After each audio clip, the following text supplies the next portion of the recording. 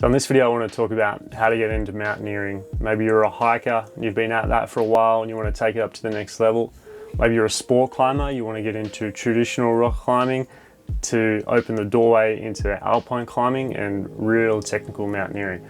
So I'm just going to go through a couple of the basic things that I've learned, some things you need to know to help you make the right decisions about what the next step is for you if you want to take your next step in the journey of mountaineering. Firstly, mountaineering is a highly complex world. There's a lot to take into account.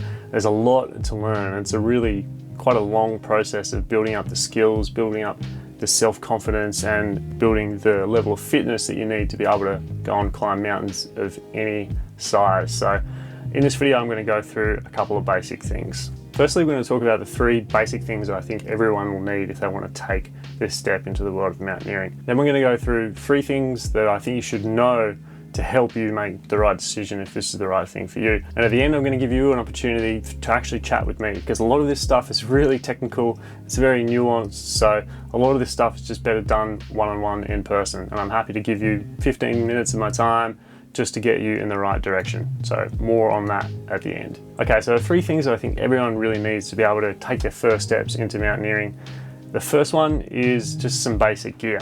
Firstly, you're going to need a harness. It doesn't have to be anything fancy. You can pick up a basic one from, if you're in Europe, Decathlon for around $30, $40, something like that. Secondly, you're going to need some rock climbing shoes. Now, even if you're not interested in getting into rock climbing, having rock climbing shoes is essential, because this is the best way for you to get out and start learning what you need to be able to get into the snow, alpine, ice environment. So a basic pair of rock climbing shoes. Then you'll need a belay device, a HMS carabiner to connect your belay device to your harness, and you'll need a helmet for safety. If you have those 4 or 5 things, then you can get into mountaineering. From there, you actually need a partner. Mountaineering, for the most part, is not a solo sport unless you're into risking your life. So having a partner is essential. And we're going to talk about that a little bit later on in the video. But finding someone who you trust, finding someone that you get along with, and essential for you initially is finding someone that has a higher level of skill than you do. And this is actually a lot easier than you think. There's plenty of people who have been in mountaineering for a long time and are happy to teach the skills, because climbing partners come and go all the time. So I guarantee you there's people in your area who are interested in finding a new partner, and they're totally fine to teach you their way. And that, I think, is one of the best ways to do it, because frequency and going out climbing often is really the way to learn. I mean, you can go and pay $4,000 and go and do a technical mountaineering course or even a basic mountaineering course, but a week later you're probably going to forget a lot of that information. So it's all about getting out there regularly. The second thing you'll need is actually somewhere to climb, and this will be different for you based on where you're at. But most places in the world will have a climbing gym, so that's absolutely worst case scenario. I mean, if you live in the Netherlands where there's absolutely no mountains anywhere, it's going to be more difficult for you. But on the other hand, you're actually pretty close to a lot of other mountain ranges within 4 or 5 hours drive. So no matter where you're at, it's possible. I grew up in the flattest continent on Earth, in Australia. There is absolutely, well, next to no mountaineering. So I had to go through a lot of these learning processes, finding partners, finding places to climb. And because I love the mountain so much, that's part of the reason why I ended up here in Spain, where I've got the Pyrenees really close by. So once you've got the basic gear, you've got someone to climb with, then the third and perhaps one of the most important things is you need a relatively high level of fitness. There's not too many mountaineers who are out there pushing grades who are really unfit and really overweight. Hey, fucking hell. You might have to leave that next bit. Oh, yeah, we can have a rest. It looks like a fucking sick pitch, to be honest. I'm happy to leave it. And don't get me wrong, there's plenty you can do if you are overweight, but of course it is a lot easier if you're in good shape. Now, hopefully, if this is a really important thing to you, you've already been onto my channel, you started to do some of my basic videos, maybe you've even done one of my programs, so that's excellent. It's a great place to start. We'll talk about that in a little bit more detail towards the end of the video. Okay, once you've got those three basic things, now let's move on to the things that I think you should know about mountaineering. Firstly, I'm just going to say it, mountaineering, it's inherently an expensive sport. Once you have all the equipment And if you live reasonably close to the mountains, of course it's relatively cheap. You just have to pay for fuel to get to the mountains and have the time off to go and do that. But initially, it is a huge upfront investment in terms of all the gear. On top of all the other gear that I mentioned earlier, we've got to talk clothing, ice axes, crampons, safety equipment, and this is inherently very expensive. And so yeah, that's the first thing I wanted to kind of disclose about this. Well, it's not the cheapest sport out there. If you're in a situation where you don't have a lot of money, then I would recommend sticking to hiking and seeing how far you can push the boundaries with hiking, because there's a lot that you can do without having to touch a rope or crampons or boots or anything like that. The second thing you should know is that mountaineering is all about communication.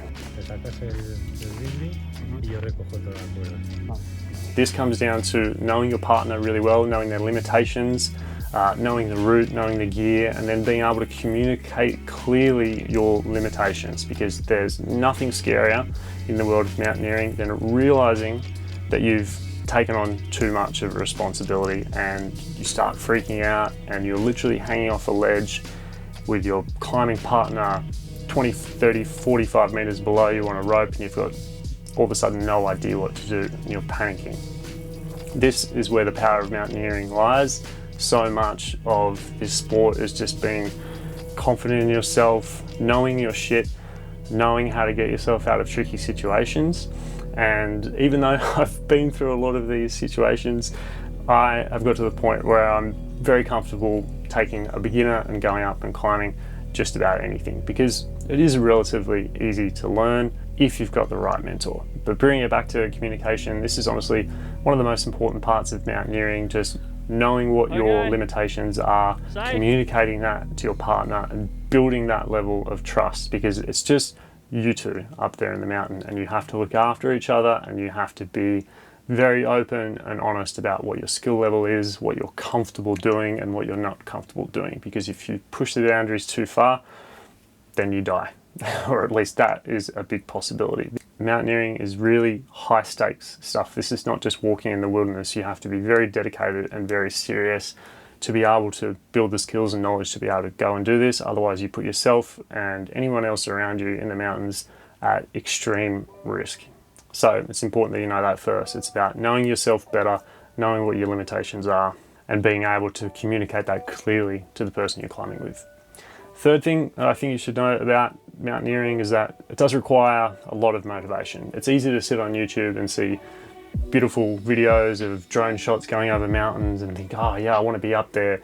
That looks amazing. That initial part of the motivation is very easy for us. It's like we see something, we want to go climb it. However, there's many, many steps that you need to take, both in terms of your physical health and fitness, and planning trips and getting your shit together and being organized and setting out dates and calendars of when you're going to do trips, and again communicating to the people that you're climbing with and hustling and actually going out and making things happen. Because if you're not motivated, you're going to waste a whole bunch of money on the equipment, you're going to waste a bunch of time learning this stuff, when without the actual motivation to go out and do it, it's all kind of just a waste. So we need to be motivated, we need to be organized, and we need to find that fire within us to push us further and further and further. Okay, with that out of the way, I wanted to give you an opportunity for us to chat.